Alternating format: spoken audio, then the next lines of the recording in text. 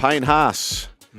3-year, $3.6 million deal with South Sydney includes a clause allowing him to leave the Rabbitohs if coach Wayne Bennett departs the club.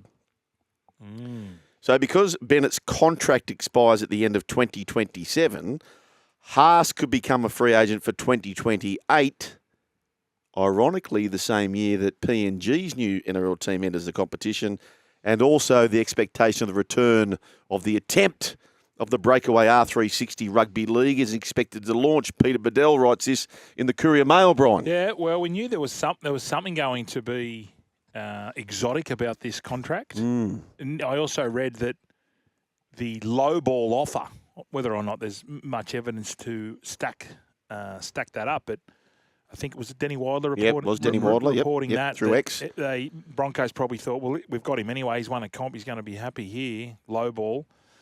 The rumours are that it could be the cooling off period. Would Payne Haas just use that as leverage and come back and say, well, listen, I've got my 1.3, 1.4, whatever it is. The ball's in your court now, Brisbane. But I think, to me, it seems like it's a done deal. He's not going to cool off. Do you feel that? Or I do. I know the Broncos players are saying so. I think they're going either to the UK today or tomorrow for the World Club Challenge. Okay. And the players are saying, well, we're going to get into his ear and try and save him. Yeah. It's too public, isn't it? Well, we've seen it with Daly Cherry Evans. We saw it with James Tedesco when he was supposed to go to Canberra. But I just think that this clause situation, which it appears that South are a bit more flexible on that front. Yep. But it gives Bennett massive leverage, massive Luke Beveridge, because he's pretty much going, oh, guys, if you want to keep Payne Haas, you got to keep the old boy. Yeah. And the other thing too, Wayne has made sort of a bit of noise about going up to PNG. Yep. So could he take him with him? So in 2 years' time, so we'll have 2 years at South, then we'll go and play for the Chiefs. You know what? Everyone's got their bias, and like Reptiles, I love my bunnies. But it would be perfect. If Bennett and Haas went to PNG, that's your first two signings. Yeah. That's a big statement. That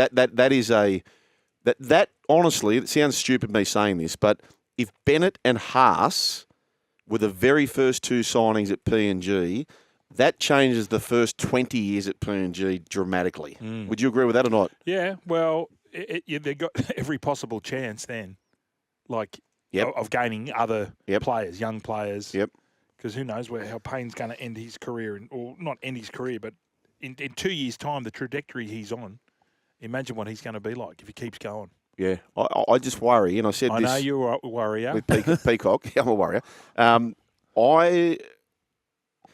He's won the Paul Morgan medal, has he won it 6 times? 6 times in a row. Yeah, 6 times in a row, right? So that is 6 blockbusting years, and he's done so much for representative football. Taumalolo, was he doing something similar? I'm not sure. Maybe a little bit less, maybe a little bit better at the time. But we were talking about him in the same fashion. These guys are not halfbacks. These guys are putting their body, bang, crash every week. Absolutely. I agree. It's another... So in 2 years' time, with his representative football as well, it's maybe another 60 games. That logbook is getting filled, and I hope I'm wrong, but in 3 years' time, is Payne Haas guaranteed to be the premier front row? I'm not sure about that. I don't think. Yeah, that's a fair enough question. It's the coach's job, and we saw that sort of with Madge towards the back end when he was playing up a little bit with his back. He sort of was resting him a little bit. He wasn't playing in big minutes. But Payne Haas, if you got Payne Haas sitting on the bench, and the game is getting away from you, you got to have him back out there. And this is the thing with coaches. Yep. They look sort of, it's all about instant gratification. They need the win. Yep. Can't keep thinking about, 2 years' time down the road. That's right. It's not their problem. No. It's not their problem. So there's no reason why Madge Maguire needs to manage the load of Payne Haas to help South out next year. So fascinated to see how it works out. But I just keep saying, folks, he's not a robot. He's just not a robot. And ultimately, he is going to hit the wall for what he's already given. So I know it sounds great. 3-5 years' time. But how long can this keep going on? The golden goose, so to speak, Brian.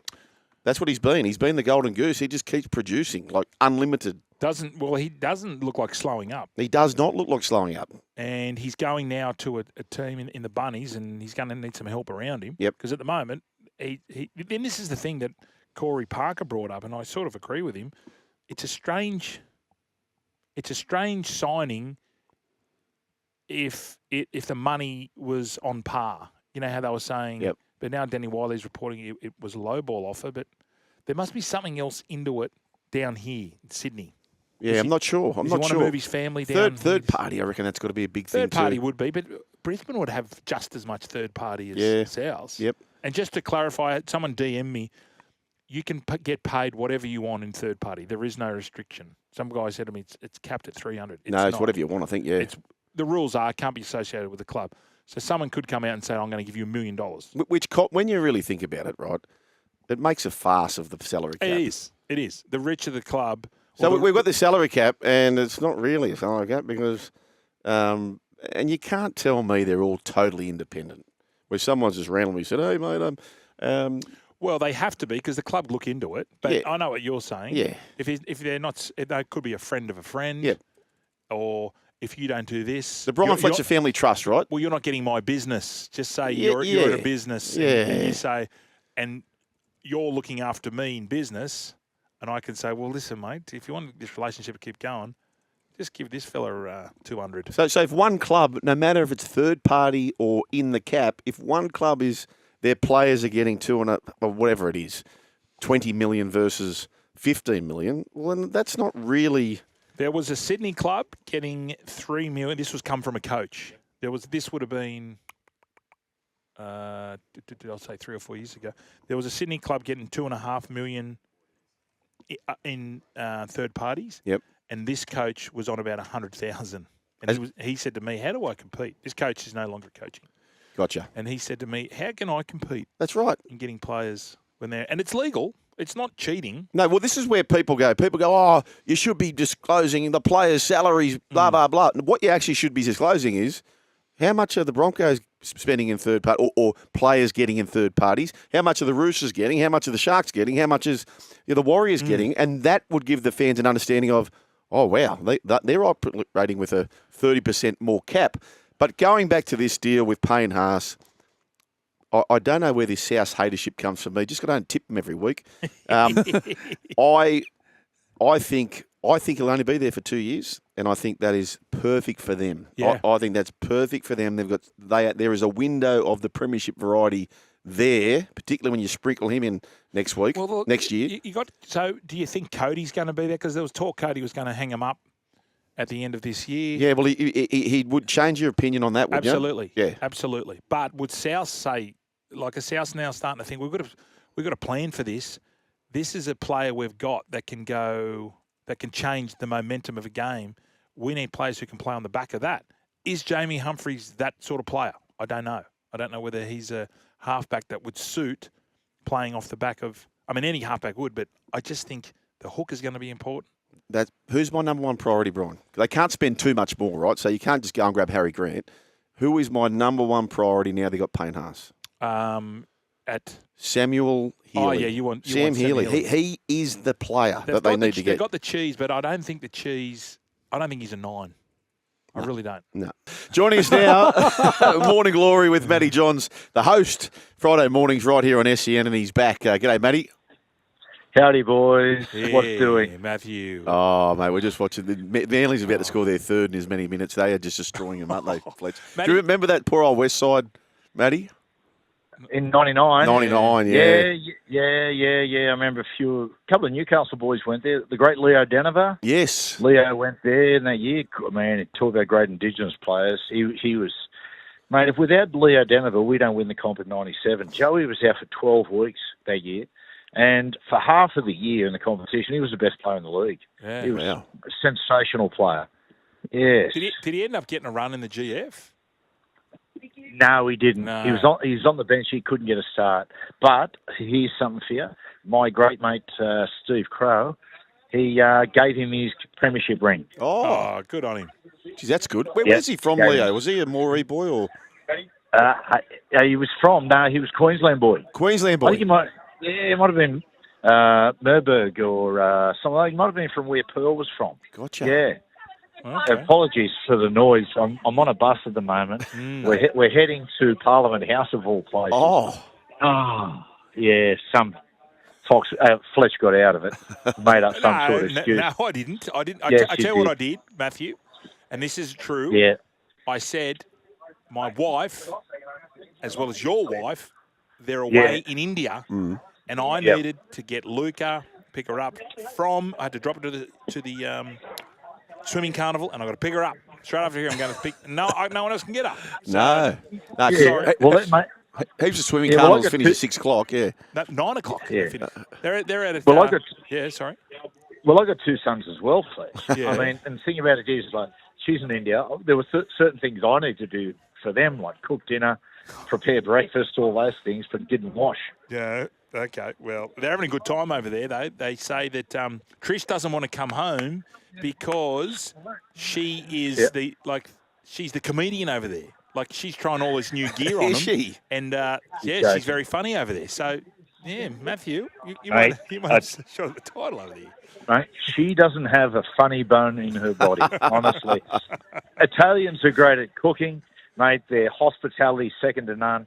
Their attitude to family, second to none. But as far as humour, you tell me of an Italian stand-up comedian apart from Vince Soretti. Joe Dolce. What's the matter? No, mate, he was a singer. He was before. Yeah, but it was all a piss take. We were all laughing. Yeah, true. What's his name? The president? Berlusconi. Yeah. He was Berlusconi, very funny. Bunga Bunga.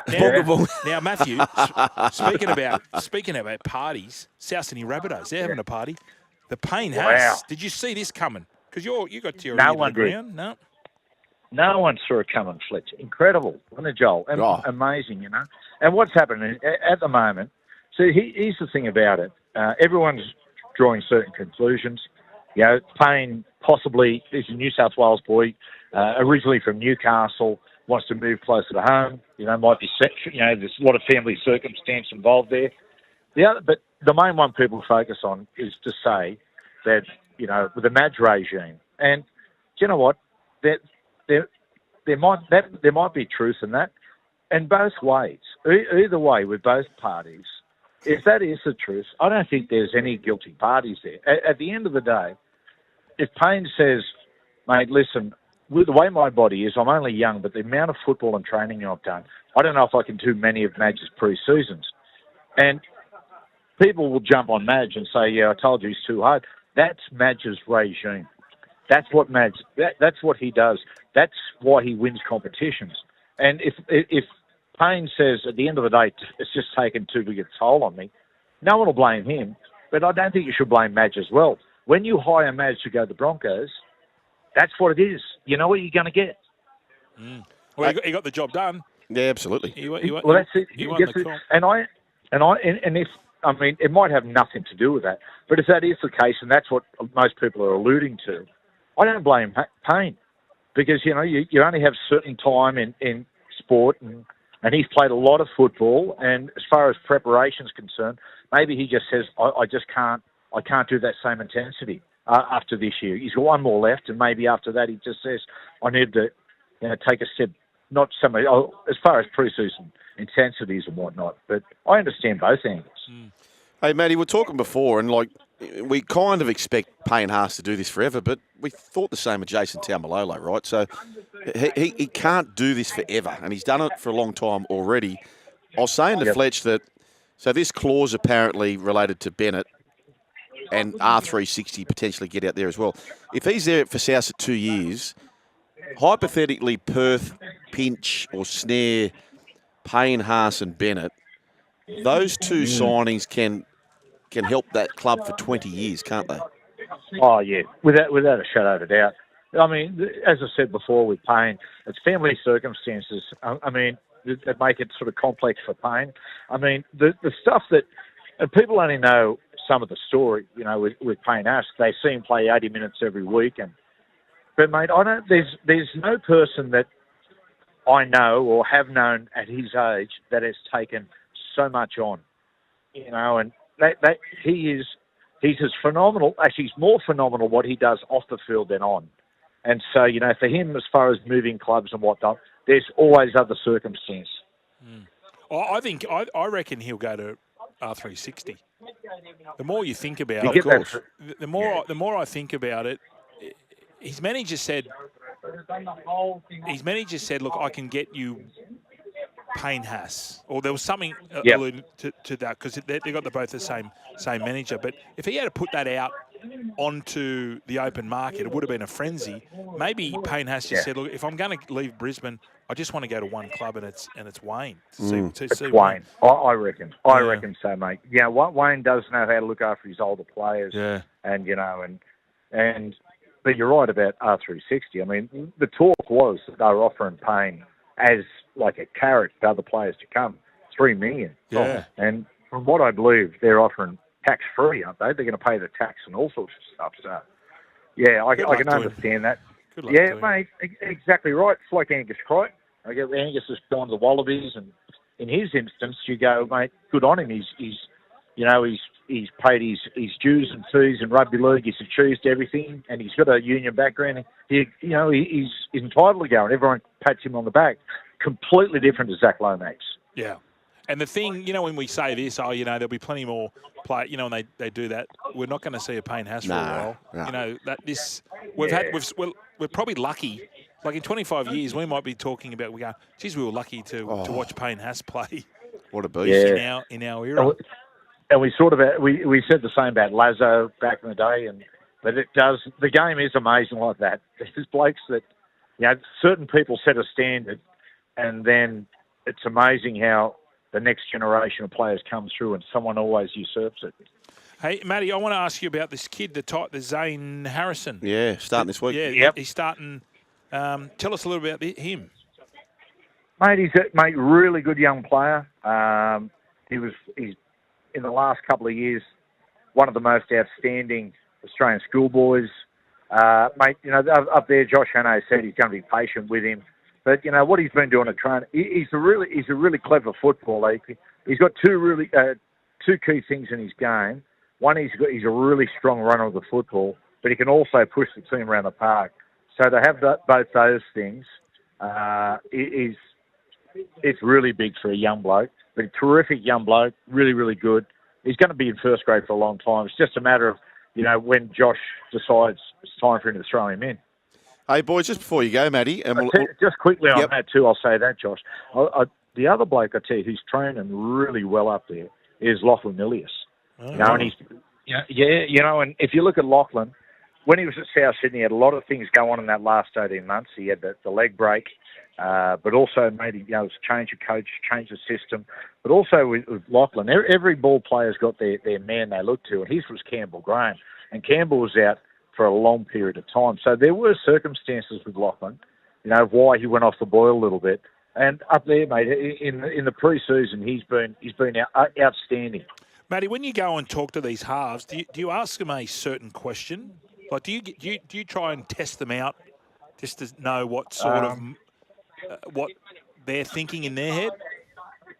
Well, mate, Fletch, I've deliberately had nothing to do with all the young blokes at the Titans, the young halves or anything like that. I've kept my distance there. I do a little bit with the younger fellas in pathways with Toddy Carney and Matty Keating. Right. But mate, to be honest, when I work with young halves, what you see with young players these days, rather than talking theory and with blackboards, you take them down the park.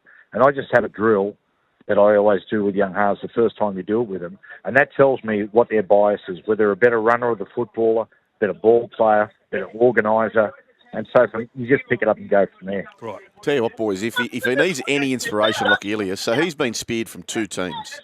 Sam Darnold was speared by 4 teams. Yes. And he's just won the Super Bowl. Yeah. So you never know. You just never know. Environment could sort of make you. Just before we go, lads, I've not seen this show, and I hate the fact I haven't, but I was watching a clip on Ricky Gervais. Yeah. They said, Ricky, what's the best show you've watched the last 12 months? He said, without doubt, Mr. In Between. Matty Nable's in that, isn't he? Yeah.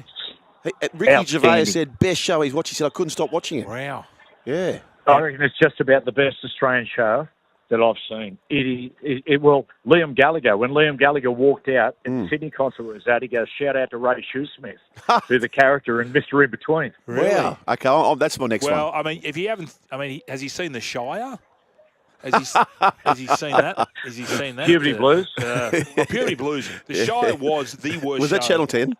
10. Yeah. Oh, God. That was Mate, 10 can throw up a bludger. I can't. And I notice you're all over Bad Bunny now. It's Matty's account spot. It's just Bad Bunny this, Bad Bunny this, that. Aren't you? You love him. You're right into it. It was, yeah.